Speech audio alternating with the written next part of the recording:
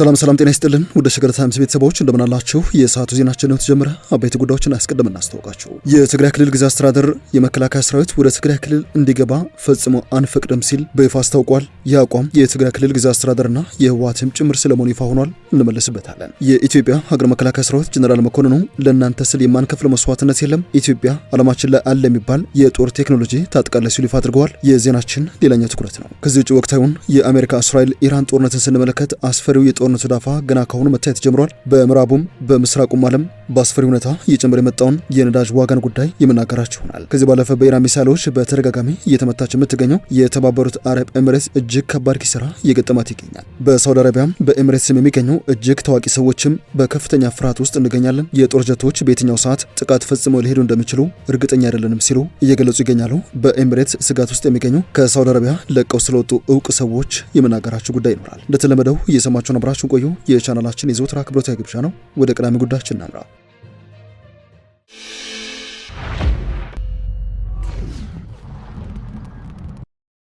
የኢትዮጵያ ሀገር መከላከያ ሰራዊት ጀነራል መኮንኑ ለእናንተ ስል የማንከፍል መስዋዕትነት የለም ሲሉ በአድዋ ሙዚየም ለተሰበሰቡ ወጣቶች ቃል ገብተዋል። የሀገር መከላከያ ሰራዊት ትምህርትና ስልጠና ዋና መምሪያ ኃላፊው ጀነራል ይመር መኮንን በትናንትናው ዕለት በተከበረው የአድዋ ድል በዓል ባቀረቡት የመድረክ ንግግር አሁን ላይ በዓለማችን አሉ የሚባሉ የውጊያ ቴክኖሎጂዎችን ታጥቀናል፣ አስገብተናል ብለዋል። ጀነራል መኮንኑ የኢትዮጵያ ሉዓላዊነት፣ ዳር ድንበር፣ ብሔራዊ ፍላጎት ወይም ጥቅም ሊያስጠብቅ የሚችል በቂ ጦር ገንብተናል ሲሉም በአዲስ አበባ በተከበረው 130ኛው የአድዋ ድል መታሰቢያ በዓል ላይ ባደረጉት ንግግር ጠቁመዋል። የመከላከያ ትምህርትና ስልጠና ዋና መምሪያ ኃላፊው ይህን ሲሉ የተገነባው ሰራዊት በቁጥሩም በስልጠናውም በታጠቀው ትጥቅም ኢትዮጵያ በቀያል የገነባች ስለመሆኑ ማሳያ እንደሆነ በዚህ አጋጣሚ ለመግለጽ እወዳለሁ ነው ያሉት። ጀነራል ይመር መኮንን ይህ እንዲሆን መንግስታችንና ህዝባችን ከጎናችን አልተለየም ሲሉ እውቅና የሰጡ ሲሆን በአድዋ ቀን ከፊታችሁ ቆመን ለወጣቶቻችን ምስጋና የምናቀርብበት ቀን ነው ብለዋል። ጀነራል ይመር በመድረኩ ለተሳተፉ ወጣቶች ባስተላለፉት መልእክትም እናከብራችኋለን፣ እንወዳችኋለን፣ ለኢትዮጵያ ሲባል ለወጣቶቻችን ሲባል መከፈል ያለበትን መስዋዕትነት ሁሉ ለመክፈል በዚሁ አጋጣሚ ዝግጁነታችንን ልናረጋግጥላችሁ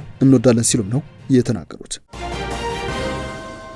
ዜናችን እንደቀጠለ ይገኛል። የትግራይ ክልል ጊዜያዊ አስተዳደር መከላከያ ሰራዊት ወደ ትግራይ ክልል እንዲገባ አንፈቅድም ሲል በድጋሚ አስታውቋል። ከቀናት በፊት የጦር ኃይሎች ምክትል ጠቅላይ ኤታማዦር ሹም ጀነራል አበባው ታደሰን ጨምሮ ከፍተኛ ወታደራዊ መኮንኖች በጋምቤላ ክልል ተካሄደ በተባለው ውይይት ላይ መከላከያ ሰራዊት የቀድሞ ይዞታዎችን ማለትም የሰሜን እዝ ካምፖችን መልሶ እንደሚቆጣጠርና በኢትዮ ኤርትራ ድንበር ያለውን አካባቢም ይረከባል ሲሉ መናገራቸው ተዘግቦ ነበረ። የትግራይ ክልል ጊዜያዊ አስተዳደር ፕሬዝዳንት የሆኑት ጀነራል ታደሰ ወረደ ሰራዊቱ ትግራይ ክልል እንዲገባ አልተስማማንም ሲሉ በጽህፈት ቤታቸው በኩል አስተባብረው እንደነበረም የሚታወስ ነው። በትናንትናው ዕለት በባህር ማዶ ከሚገኝ የዩቲዩብ ገጽ ጋር ቃለ ምልልስ ያደረጉት የህወሓት ምክትል ሊቀመንበር እንደዚሁም የጊዜያዊ አስተዳደሩ ምክትል ፕሬዝዳንት የሆኑት አማኑኤል አሰፋ ችግሮቻችንን ሳይፈቱ መከላከያ ሰራዊት ትግራይ ክልል አይገባም ሲሉ በድጋሚ ድምጻቸውን አሰምተዋል። አሁን ትግራይ የፌዴራል ስርዓቱ አካል አይደለችም፣ ወኪል የላትም ያሉት አማኑኤል ትግራይ ወደ ህገ መንግስታዊ ስርዓቱ ሳትመለስ መከላከያ እንዲገባ አንፈቅድም ሲሉ ተናግረዋል። ይሁን እንጂ አቶ አማኑኤል እስካሁን መከላከያ ሰራዊቱ ወደ ትግራይ ክልል ለመግባት ከፌዴራል መንግስቱ በይፋ የቀረበለት ጥያቄ የለም ባይ ናቸው። ምንም እንኳን ሰራዊቱ እንዲገባ በፕሪቶሪያ ሰላም ስምምነት ላይ ሰፍሮ የሚገኝ ቢሆንም አቶ አማኑኤል ግን ሌሎች ጉዳዮች በቅድሚያ ተፈጻሚ መሆን አለባቸው ባይ ናቸው። ከዚህ ቀደም ጀነራል ጻድቃንና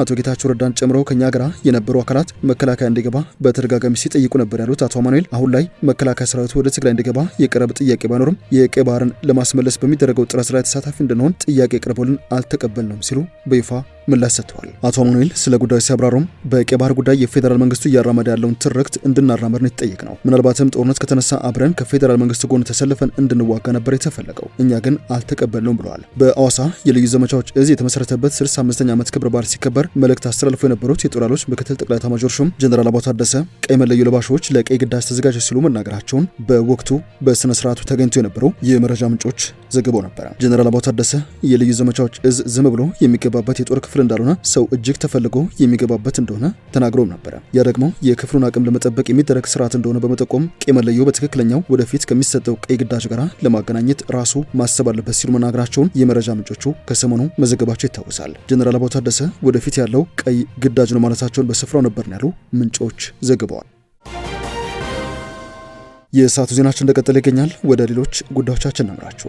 አስፈሪው የኢራንና የአሜሪካ እስራኤል ጦርነት ዳፋ ገና ካሁኑ በተለያዩ የዓለማችን ጽንፎች መታየት ጀምሯል ተብሏል። ነዳጅ በዓለም አቀፍ ገበያው እጅግ ከፍተኛ የተባለውን የዋጋ ጭማሪ እያሳየ ነው። ይህ የአሜሪካ እስራኤልና ኢራን መካከል የሚደረገውና አራተኛ ቀኑን በያዘው ጦርነት ያስከተለው ከባዱ የኢኮኖሚ ፈተና የነዳጅ ዋጋ ማሻቀብ ነው ተብሏል። ዋነኛ መንስኤዎቹም ኢራን ከፍተኛ የነዳጅ ንግድ የሚመላለስበትን የሆርሙዝ ሰርጥ መዝጋት ብቻ ሳይሆን አንድም መርከብ ከተንቀሳቀሰ እመታለሁ ማለቷና ካታር የነዳጅ ሽያጭ በማቆሟ ምክንያት ነው ተብሏል። ካታር ከትናንት ጀምሮ የነዳጅ ሽያጭ በማቆሟ ሳቢያ በኔዘርላንድስና እንግሊዝ የነዳጅ ዋጋ በ50 በመቶ ጨምሯል። በእስያ ደግሞ የፈሳሽ ጋዝ ዋጋ በ39 በመቶ መጨመሩ ነው የተነገረው። ለወትሮ በተረጋጋ የገበያ ዋጋ የሚታወቀው ወርቅ ደግሞ በ2.2 በመቶ እንደጨመረ አልጀዚራ ዘግቧል። የተባበሩት አረብ ኤምሬትስ እጅግ ከባድ ኪሳራ እየገጠማት ነው ተብሏል። በ10 ሚሊዮን ዶላር የሚቆጠር ኪሳራም ከጦርነቱ ማግስት በአቪዬሽንና በሌሎች የኢኮኖሚ ዘርፎቿ ሳያጋጥማት እንዳልቀረ የመረጃ ምንጮች ዘግበዋል። ዛሬ አልአረቢያ የተባለው ሚዲያ በእንግሊዝኛ ገጹ እንዳስነበበው የአቡዳቢ ባንክ ተቋማት ከፍተኛ የተባለ የሲስተም ቀውስ ውስጥ ገብተዋል። ለአብነት ያክል የአቡዳቢ ንግድ ባንክ ውስብስብ በተባለ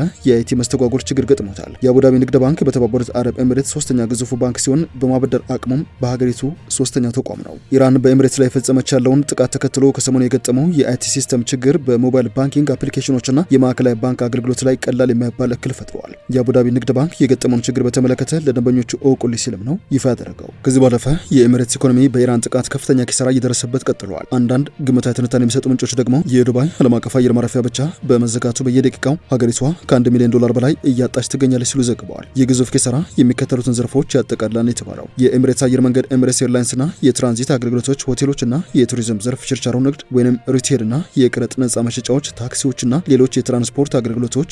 የአየር መንገዱ መስተጓጎል በዓለም አቀፍ የንግድና የጉዞ እንቅስቃሴ ላይ ከፍተኛ ተጽዕኖ እያሳደረ ይገኛል። በየደቂቃው እየደረሰ ያለውን የ1 ሚሊዮን ዶላር የኢኮኖሚ ኪሳራ አየር መንገዶችን፣ ሆቴሎችን፣ ታክሲዎችን፣ ችርቻሮ ንግድን እንደዚሁም ሌሎችን ያካተተ ቀደም ሲል ዋና ዋና የአየር ማረፊያዎች ባልታሰበ ሁኔታ ሲዘጉ ሊደርስ ስለሚችለው ጉዳት ከወጡ ይፋ ማስጠንቀቂያዎች ጋር የሚጣጣም ነው። ይህ ቁጥር ተያያዥ ተጽዕኖችን ያካተተ ሰፊ ግምት እንጂ በቅጽበት የተሰላ ትክክለኛ የሂሳብ ስሌት እንዳልሆነም የመረጃ ምንጮቹ ጠቁመዋል። ይሁን እንጂ የጉዳቱ ስፋት በሮይተርስ፣ አሶሺየትድ ፕሬስ፣ ሲኤንኤን እና ሌሎችም የዓለም አቀፍ ዜና ምንጭ ዘገባዎች ላይ በስፋት እየተዘገበ ይገኛል። በዚሁ በመካከለኛው ምስራቅ በቀጠለው ጦርነት ሳቢያ በሳውዲ አረቢያ እንደዚሁም በተባበሩት አረብ ኤምሬትስ የሚኖሩ እውቅ የስፖርት ሰዎች ከፍተኛ ጭንቀት ላይ እንገኛለን እያሉ ነው። ለአብነት ያክል በማንቸስተር ዩናይትድ እንደዚሁም በእንግሊዝ ብሔራዊ ቡድን የሚታወቀው ሪዮ ፈርዲናንድ የኮሮና ቫይረስ ዘመንን የሚያስታውስ እጅግ ከፍተኛ የጭንቀት ጊዜን እያሳለፍ እንገኛለን ብለዋል። ከጥቂት ወራት በፊት ቤተሰቡን ይዞ መደበኛ ኑሮን በዱባይ አድርጎ የሚገኘው ሪዮ ፈርዲናንድ ኢራን ወደ ተባበሩት አረብ ኤምሬትስ በምትተኩሳቸው ሚሳይሎችና የጦር ጀቶች እንደዚሁም ሰው አልባ ድሮኖች ሳቢያ ከፍተኛ የሆነ ጭንቀት ውስጥ እንገኛለን፣ ሁኔታዎች እጅግ የሚያስፈሩ ናቸው ብለዋል። የቀድሞው የእግር ኳስ ኮከብ ፈርዲናንድ ምንም እንኳን ለጊዜው ለሕይወታችን ደህና ብንሆንም የመጪዎቹ ቀናት ዋስትናችን ግን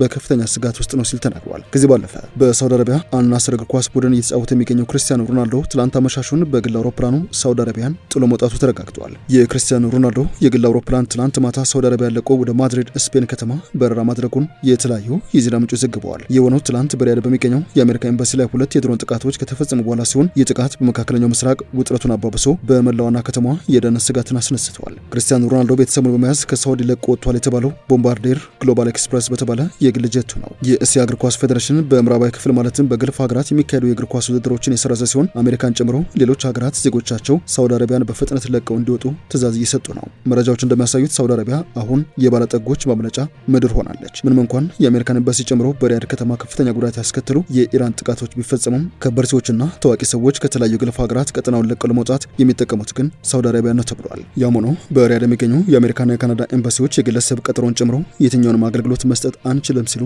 በይፋ ክልክል አስቀምጠዋል። የተወደዳችሁ የሸገር ታይምስ ቤተሰቦች የሰዓቱ ዜናችን ያደመጣችሁትን ይመስላል። ስለሰማችሁን አመሰግነን። በያላችሁበት ሰና ጊዜ